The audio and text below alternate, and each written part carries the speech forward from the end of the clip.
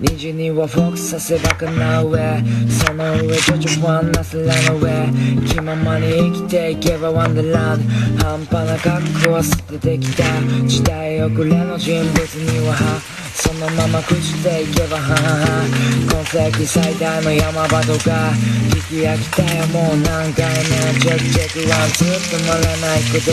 試験目だらけの道歩こう、明後日の予定は決めずに行こう、それだけでも気が楽だなもう、なぜなぜ愛想尽かした、